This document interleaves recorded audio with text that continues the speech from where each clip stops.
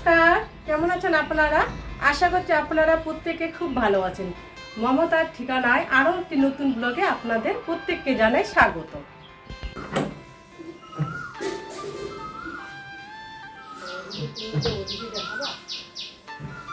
আজকে সকাল সকাল উঠে যাব একটু বাজারে। তো আগে আমি জানলা দুটোকে খুলে নেব। জানলা দুটো খুললে ঘরের গ্যাস থাকে না, হাওয়া বাতাস ঢুকে। আর বিছানায় যে বেড কাভারটা ছিল পাতানো, সেটা কিন্তু নোংরা হয়ে গেছে, ওটাকে আমি ধুয়ে দিয়েছি। আর একটা নতুন বেডশিট ছিল, সেটাকে এবার পেতে নিব, সরিয়ে দিব, দিয়ে তারপরে নতুন বেডশিটটাকে পেতে দিব। আর যেহেতু এটা সাদা বেডশিট, তো যতই ধুই না কেন মনে হয় যে নোংরা নোংরা এরকম, মানে রেগুলার ধুলে ভালোই হয়, তো রেগুলার ধোয়া তো সম্ভব না। আর পুরনো বেডশিটে এখন পেতে দিলে বিছানায় ঘরটা কীরকম যেন লাগে, যে বেডশিটটা পেতে দিলে ঘরটা একদম নতুন মনে হয়, চকচকা, তো দেখতেও খুব সুন্দর লাগে। আর লোকজন তো সবসময় আসে, তো নতুন বেডশিটটা পেতে দেওয়া থাকলে একটা সমস্যা হয় না, সম্বন্ধ লোক তো সবসময় আসেই। আর এদিকে রোহানকে আমি সকালবেলা ব্রেড, ওর বাবা নিয়ে এসেছিলো ব্রেড আর দুধ আর ডিম তো ছিলই, তো ওকে সকালবেলা ব্রেড আর ডিম দিয়েছিলাম। তো সেটা কিন্তু আপনাদের সঙ্গে শেয়ার করা হয়নি, মোবাইলটা যেহেতু চার্জ ছিল না। আর যেহেতু আমি বাজারে যাব, তাড়াহুড়ো ছিল একটু, এসে আবার রান্না ঠান্না করতে হবে। তো আপনাদের সাথে গল্প করতে করতে কিন্তু আমার বেডশিটটা পাতানো হয়ে গেছে। এবার আমি বালিশের যে কভারগুলো ছিল সেগুলোকে এবার ঢুকিয়ে নিব।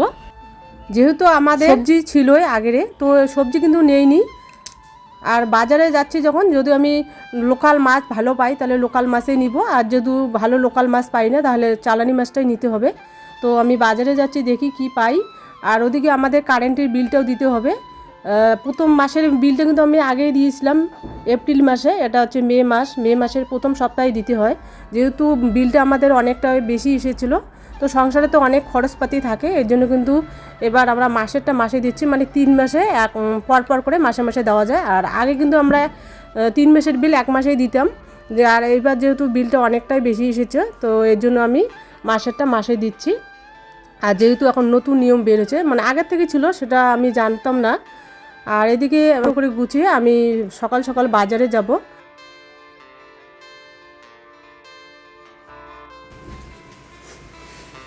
বিল দিলা? হ্যাঁ, বিল দিছি। আজকে এতগুলো পেঁয়াজ দিছে? পেঁয়াজের খোসা গুলো আর মাছ নিয়েছি, সবজি আছে তো। ভেটকি মাছ? হ্যাঁ, আজকে নিয়ে গেলাম। আর এই কাকিমণি এসে মাথাটা টাইম নিয়ে গল্প করলাম। গিয়েছিল একটু বাজারে বলতে ওই বিল দিতে আর কি। মানে আমরা কি করি, এখন পরিমাণটা বেশি এসেছে তো আমরা কি করছি, মাসেরটা মাসে দিচ্ছি আর কি, একবারে দিই নাই। যেহেতু আমাদের ফ্রিজ সবসময় চলছে, আর মাছের অ্যাকোয়ারিয়ামের হিটার আছে, হিটারটা, হ্যাঁ ওটা একটু পাওয়ারটা বেশি, তো বিলটা এবার এই মাসে আর কি বেশি এসেছিলো, তার জন্য একটু মানে মাসেরটা মাসে দিচ্ছি আর কি। আগে তো একসঙ্গে দিতাম, অতটা বিল আসতো না। মাসেরটা দিলে কি চাপটা কম হয়, অল্প অল্প করে দেওয়া যায়। মানে আপনার যা বিল এসেছে সেই বিলটাই মানে ডিভাইড করে 3 মাসে ওটাকে দিয়ে দেয়, মানে দেওয়ার ওই ব্যবস্থাটা ওনারা করেছেন। ওইটা একটা ভালো ব্যাপার, যে 3 মাসে যাদের ধরুন হাজার হাজার টাকা বিল আসে। আগে যেমন আমরা অফিসে যেতাম, আর এখন তো অনলাইনে দিতে হয়, আমাদের একদম পাশেই যেহেতু সবজি আছে। তো ওর বাবার আজকে নাকি এক টাইম ডিউটি হবে, তো রাতের বেলা ভালো ভালো সবজি পাওয়া যায় বাজারে। তো আর সবজিটা নিলাম না, এখানে শুধু মাছটা নিয়ে এসেছি। আর দাদার কাছ থেকে সবসময় সবজি নেই, তো পেঁয়াজের খোসা কতগুলো জমা হয়েছে ডাকলো, তো এই পেঁয়াজের খোসাটা নিয়ে আসলাম। আর তোমার জন্য চাউমিন আনতে চেয়েছিলাম, কিন্তু চাউমিন আজকে এখনো ভাজিনি। এত সকালে কে চাউমিন করে? দেরি হবে, তো আমি তো আর অপেক্ষা করতে পারলাম না, যেহেতু রান্না হয় নাই, আর এখনো মোবাইলে আবার ভয়েস দিতে হবে ভিডিওর জন্য, তাই জন্য তাড়াতাড়ি আসলাম। আর আপনাদের একটা কমলা গাছটা আমাদের দেখাই আমরা না, আপনারা অনেকেই একজন আন্টি কমেন্ট করে বলেছেন যে কমলা গাছটা মানে কি করছো তোমরা, এখানে কোথায় লাগিয়েছো? কমলা গাছটা রোদের মধ্যে দিয়েছি, ওখানে সরিয়ে রাখবো। তবে বাবার বুদ্ধি কি বলুন তো, আপনাদের দেখাচ্ছি দাঁড়ান। এই সাইডে জিনিসগুলো রেখেছি, এবার আমরা এই সাইডটা আস্তে আস্তে পরিষ্কার করার চেষ্টা করছি। তো বাবা বলে যে এখানে যে রিংগুলো দেখা যাচ্ছে, এখানে বাসন রেখেছে মা আপাতত। এবার পরবর্তীতে কি করব, ওইগুলো না ওটাকে নামিয়ে এক সাইডেটা গেড়ে দেবো, তাহলে টবের মতো হয়ে গেল ওই এক সাইডে আর কি। ওই গাছগুলো তো বেশি বড় হয় না, মাটিতেই গাড়বে না, মানে এই জায়গাতে সাইডে থাকবে, আর এইগুলো তো পিছিয়ে যাবে। তো তখন আর কি কালকে আমি একটা বুদ্ধি বের করলাম। অনেকেই বলে যে পদ্ম ফুল রাখলে সুন্দর হবে, আর পদ্ম ফুল রাখলে বাড়িটা সৌন্দর্য হবে। তো আমি ভাবলাম যে মাছের যে কার্টুনগুলো আছে ওটাকে জয়েন দিয়ে আমি যেভাবে ফোয়ারাটা বানাইছি, সিমেন্ট দিয়ে তারপরে যে ভাঙা টাইলসগুলো দিলে ভালো হবে কিন্তু। পরামর্শ কাউকে বলতে হবে যে আজকে তো আমি দোকানে গেলাম কাপড় দেবো। আমি জানি না মাছের দোকান যাবা, ওই যে কার্টুন দুটো রেখে দিত, বাবা যেদিন ছুটি আসবে সেদিন নিয়ে আসে। আমরা সিমেন্ট টিমেন্ট তো মোটামুটি আছে, আরও নিয়ে অল্প আনলেই হতো, খালি ওই সিমেন্টটা হালকা লাগবে। ভাঙা টাইলসও আছে, বস্তার মধ্যে এক বস্তা টাইলস আছে আমাদের আছে, আবার ওখান থেকে নিয়ে এসেছিলাম, কাকু দিছিল। আজকে আনিয়েছিলাম, সেদিন আমরা বলে নিয়েছিলাম যে আমাদের লাগবে এটা। মানে অন্য ডিজাইন আমরা অন্য কিছু করতে দিয়েছি, ওটা তো সময় হচ্ছে না। তারপর তো ওটা আনলে কি ওই পদ্ম ফুল আমরা অর্ডার দিয়ে দেবো, যেই দাদার কাছে আপনারা দেখেছিলেন আগের দিন যে ফুল নিয়েছি, ওই দাদাকে অর্ডার দিলে দিয়ে যাবে আর কি, মানে নিয়ে আসতে হবে, অর্ডার নিয়ে আসবে বাড়ি থেকে। কিন্তু আমাদের ছিল পদ্ম ফুল। নষ্ট হয়ে গেছে। হ্যাঁ, মানে প্রচণ্ড বৃষ্টি হয়েছিল, তো পাতাগুলো একদম বৃষ্টিতে নষ্ট হয়ে গেছিল। আর ফুলটা ফুটলে এত ভালো লাগে দেখতে পদ্ম ফুলের। এই ফুলটা দেখুন, আমি জানি এটা মনে হয় কয়দিন থাকবে, সেই কতদিন দেখা যাচ্ছে একটা ফুলই, যদি 10-12টা ফুল হইতে দেখতে ভালো লাগতো কিন্তু। বৃষ্টি হইতেছে, ফুলটা কিন্তু মোটা আছে বলতো, খুব সুন্দর। হ্যাঁ, আর এখানে ওটা মোটা আছে অনেকটা। বীজ, হ্যাঁ বীজ মনে হয়। না, বীজটা না, এটা নিচ থেকে বেরোয়। গুড়ি গুড়ি দেখো, বীজ না বোধহয়, নিচ থেকে চারা বেরোতে হয়েছে, বেরিয়ে দিয়েছে। কিন্তু পাতাটা কিন্তু অনেকটাই মোটা, দাও ফুলটা। কত বৃষ্টি হতেছে তার কিছুই হয় না, নষ্ট হয় না।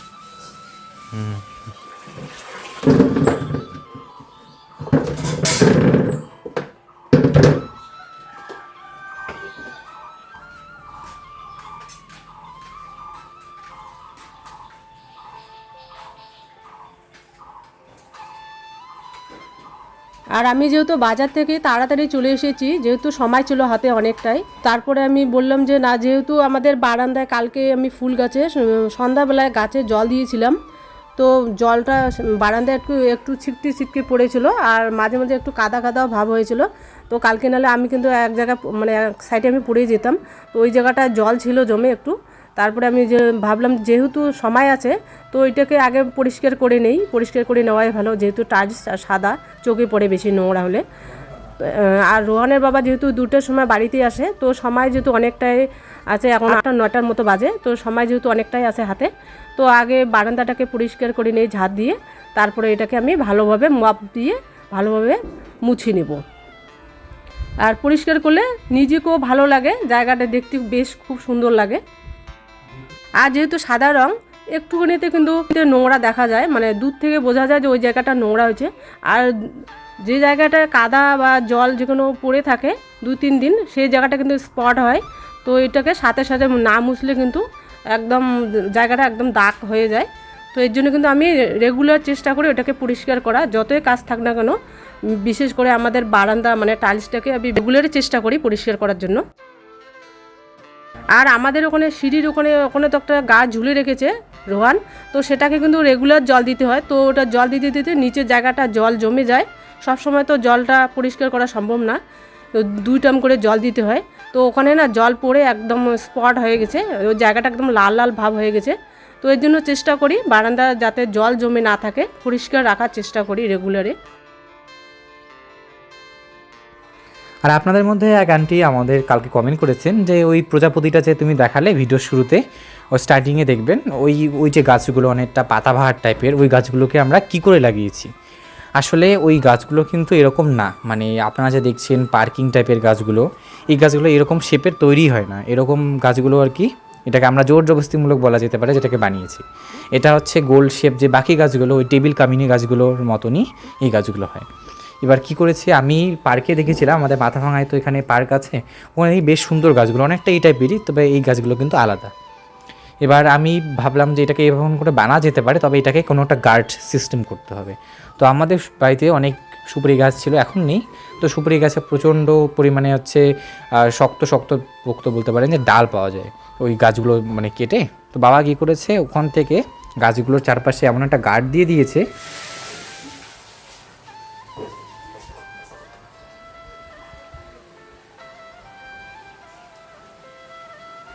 যে গার্ড থেকে আমরা মানে গাছটা অনেকটা শক্ত করতে পেরেছি। এবার গাছটাকে সপ্তাহে সপ্তাহে ছাঁটাই করা, তারপরে সপ্তাহে না হোক ওই মাসে মাসে আমরা চেষ্টা করি গাছটাকে ছাঁটাই করার। ছাঁটাই করলে কি নতুন নতুন ব্রাঞ্চ বেরোয়, আর গাছটা কিন্তু ঝাঁকড়া ছিল না, এরকম ধীরে ধীরে গাছটা বড় হয়েছে এবং সার পেয়ে বলতে পারেন এরকম পর্যায়ে দাঁড়িয়েছে।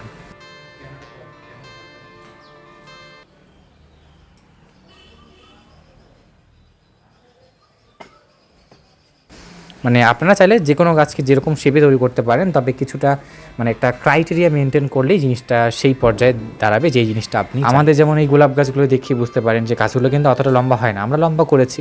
এবার বর্তমানে আমরা চাচ্ছি গাছগুলোকে একটু ছোট করার, গাছগুলোকে এখন ছাঁটাই করছি। তো বর্তমানে তো এরকম গাছ নেই আপনাদের দেখানোর মতন, ওই 1-2 গাছ নতুন নতুন আর কি চারা বেরিয়েছে। তো ওখান থেকে যদি আমরা এরকম আবার পার্কিং সিস্টেম করি তাহলে না হয় আপনাদের একদম বুঝিয়ে দিব কী করে জিনিসটা করতে হয়।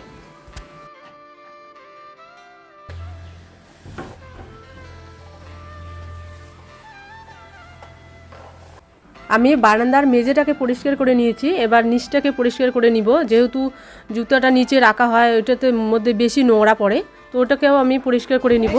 দাদা দাদা দেখে এসেছে, বলো দাদা কি সুন্দর করে মা ও কেন মাছ দেখবে এখানে তাকায় দেখো। হ্যাঁ দিদা, এই দেখো আমাদের মাছ, তোমাকে দেখতেছে বাবা।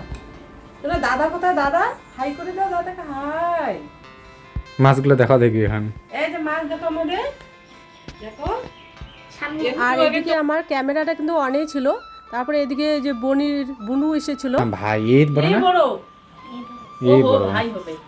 তোমার ভাই এসেছিল একটু আগে, এখন তুমি আসলে মাগো। এই যে দাদাকে দেখো, দাদাকে দেখো, হাই করে দাও দাদা, হাই।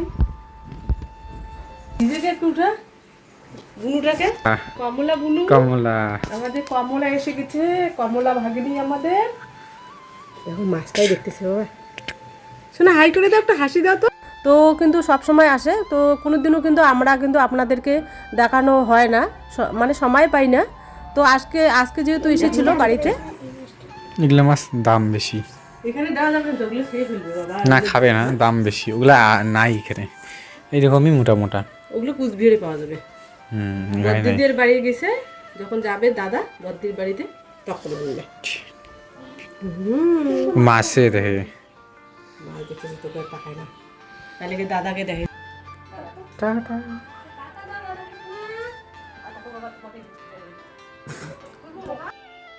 তো এদিকে ও মাছ দেখছিল আর তাকিয়ে তাকিয়ে দেখছে। আর আমরা কিন্তু সবসময় একে কোলে নেই, আর আমাদের এদিকে ছোটো বাচ্চা নেই। টাকা দিছিল না তখন, টাকা দিয়েছি, নিচে রাখতে দিল। ভাড়া নিছ? হ্যাঁ ভাড়া দিয়েছি। এখানে রাখে দিয়ে তাহলে হবে।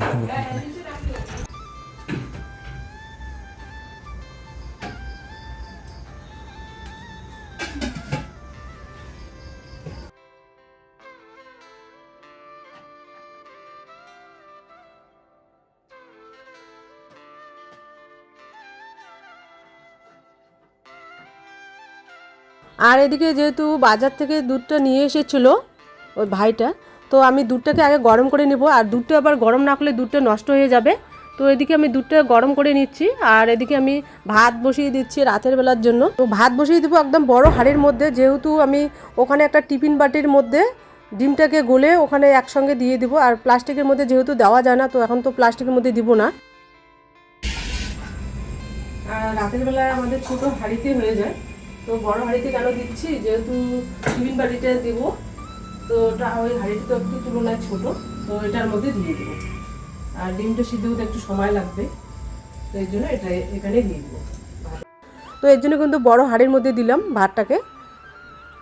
আর এদিকে ডিম আমাদের ফ্রিজে তো ডিম আনাই ছিল, তো আমি 4টা ডিম নিয়েছি। 4টা ডিমকে ফেটিয়ে, যে কাটারিটার সাহায্যে ডিমটাকে ফেটিয়ে নিয়েছি, সেটা দিয়ে আমি একটু ঘেটে নিব। আর হ্যান্ড গ্রাইন্ডারটা ছিল, সেটাকে আমি খুঁজে পাচ্ছিলাম না কোথায় রেখেছে রোহান।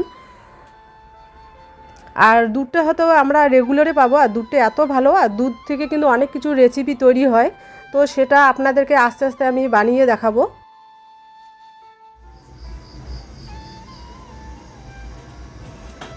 আর যেহেতু দুপুরবেলা সবজি আছে, ডাল আছে, চাল কুমড়ো ভাজি আছে, এর জন্য আমি রাতের বেলা একটাই সবজি করবো, শুধু পাতুরিটাই বানাবো। আর আজকে কিন্তু আমি ওই ডিমের পাতুরি করবো। রোহান কিন্তু ডিমের পাতুরিটা খেতে খুবই পছন্দ করে। আর এদিকে আমি ডিমটাকে তো বসিয়ে দিয়েছি ভাতে, মানে একটা টিফিন বাটির মধ্যে। আর এদিকে আমি 2টা আলু নিব বড় বড় সাইজের, যেহেতু রাতের বেলার সবজি। তো আর দুপুরবেলা তো সবজি কিছু ছিল, তো আর একটা টমেটো নিয়ে নেব। ওগুলোকে আমি ভালোভাবে ছুলে তারপরে ধুয়ে নিয়ে তারপরে ওটাকে আমি কেটে নেব ছোট ছোট পিস করে। আর একটা টমেটো দিয়েছি, আর আমি মাঝে মাঝে সময়টাকে বাঁচানোর জন্য এদিকে ভাত বসিয়ে দিয়ে এদিকে সবজিটাকে কেটে নেই, সাথে অন্য কিছু থাকলে সেটাকেও করে নেই, তাহলে সময়টা তাড়াতাড়ি হয়ে যায়, তাহলে ওই বাকি সময়টা আমি অন্য কাজ করতে পারি।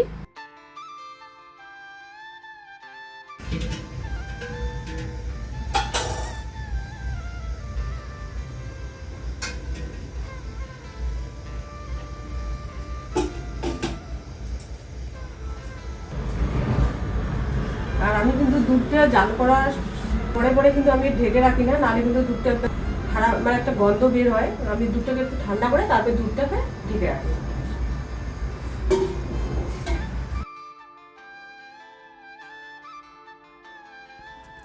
আমি কিন্তু শুধুমাত্র 4টা ডিমই নিয়েছি, ডিম তো অনেকেই ছিল, তো ডিমগুলো যদি তাড়াতাড়ি শেষ করি তো আনতে একটু মানে ওর বাবা তো রেগুলার যেতে পারে না, আর মন কিন্তু চায় যে না আরও বেশি করে নেই, আর যেহেতু রাতের বেলা আর একটু তো সবজি ছিলই আপনাদেরকে বললাম, তো এর জন্য 4টা ডিমই নিয়েছি। 4টা ডিম থেকে যেহেতু এটা পনির সাইজে হবে তো অনেকগুলোই হয়ে যাবে, আর বেশি যেহেতু লোক নেই আর ভাস্তিরা আছে ওদেরকে একটু দেবো সবজি।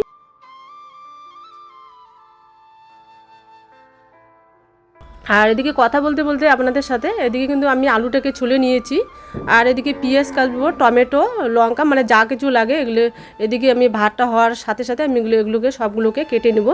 আর আমি মিক্সিতে করে কিন্তু আমি ওই যে পেঁয়াজ রসুন আদা একসঙ্গে পেস্ট করে নিয়েছি, সেটাকে কিন্তু আমি ফ্রিজে রেখে দিই, একটু বেশি করে নেই। আর অল্প যেহেতু মশলা পেঁয়াজ বা আদা রসুন বাটা কিন্তু পেস্ট করা হয় না, মানে অসুবিধা হয়, তার জন্য আমি একটু বেশি করে নেই, মানে বাঁচলে আর কি পরের দিন খাওয়া যায় যেহেতু ফ্রিজ আছে। যেহেতু আমি টিফিন বাটির মধ্যে ভাতের সঙ্গে দিয়েছি, তো এক সাইডে নিচে পড়ে যায় এক সাইডে উপরে হয়ে যায়, কিন্তু একটু অসুবিধাই হচ্ছিল, কিন্তু আলাদা ইয়েতে করলে সুবিধা হতো। আর যেহেতু গ্যাসটা প্রায় আমাদের শেষের দিকে,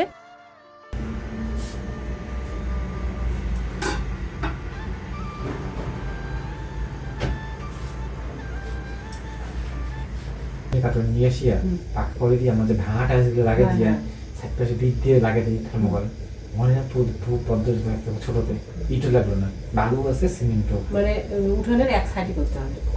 মানে ডিমের কার্টুনগুলো আছে না, ডিমের কার্টুন দুইটাকে জয়েন দিয়ে লম্বা হয়ে গেল, ওটা তো ভিতরে তো থাকলোই, ওইটা যেমন করে ওটা কিন্তু ভিতরে ফর্ম ছিল এখন নাই, উপরটা প্লাস্টার কিন্তু শক্ত হয়ে যায়, ওর পাশটা ভিতরটা খালি কতগুলো মনে আছে ঘরে ওই ফর্ম না মাছের যে কার্টুনগুলো বড় বড় দুইটা জয়েন করে দিয়া ওই ভিতরটা এমনি ঘোলা মারবো, ওই পাশটা প্লাস্টার করি ওই যে ছোট ছোট যে টাইটাসগুলো আছে ভাঙি ভাঙি ভাঙি জয়েন করে লাগলো, মাথা মাথা আমরা কিনে নিয়ে আসতে হবে মানে পড়লো না।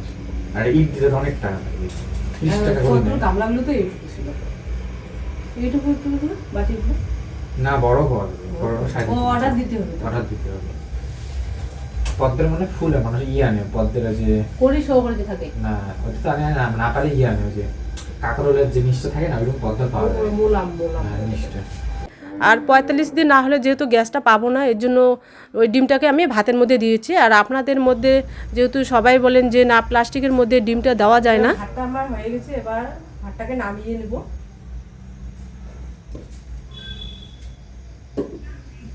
তো এর জন্য কিন্তু আমি আর ডিমটা প্লাস্টিকের মধ্যে দেইনি, এর জন্য টিফিন বাটিতে করে দিয়েছি।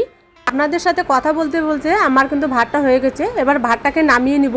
আর এদিকে রোহান এসে বলছে যে মা আমরা যেহেতু পদ্ম ফুল মাথা ভাঙায় দেখেছিলাম, ও কিন্তু পদ্ম ফুলটাকে ভীষণ পছন্দ করে, এর আগেও আনতে চেয়েছিল, কিন্তু আমাদের বাড়িতে ছিল, সেগুলো কিন্তু নষ্ট হয়ে গেছে।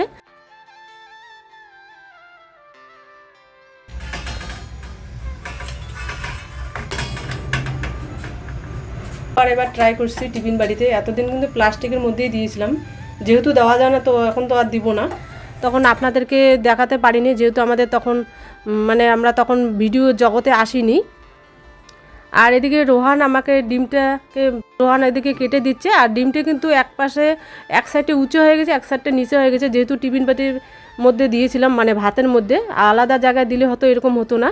তো এদিকে ও ডিমটাকে পনির সাইজে করে দিল কেটে কেটে। আর এদিকে রোহান দেখিয়ে দিচ্ছে যে মা আমরা যদি মাছের যে কার্টুনগুলো ছিল সেগুলো এনে যদি আমরা সিমেন্ট দিয়ে ওগুলোর মধ্যে যদি আমরা পদ্ম ফুল লাগিয়ে দিই কীরকম হবে। তো আমি বললাম তো ভালোই বুদ্ধি, তো এই বুদ্ধিগুলো যে মাথায় কোথা থেকে আসে জানি না। আর এদিকে আমি ডিমগুলোকে পনির মতো করে ভালোভাবে ভেজে নিয়েছি একদম লাল লাল করে, মশলা দিয়ে মশলাটা ডিমগুলোকে ছেড়ে দিয়েছি, কিন্তু সবজিটা কিন্তু দারুণ হয়েছিল খেতে। দেখতে দেখতে ভিডিওটা প্রায় শেষে চলে এসেছি। আজ তবে আসি, দেখা হচ্ছে একটা আবার নতুন ভিডিও নিয়ে। ততক্ষণে ভালো থাকবেন, সুস্থ থাকবেন। আর যদি ভিডিওটা ভালো লেগে থাকে তাহলে ছোট্ট করে একটা লাইক দিবেন।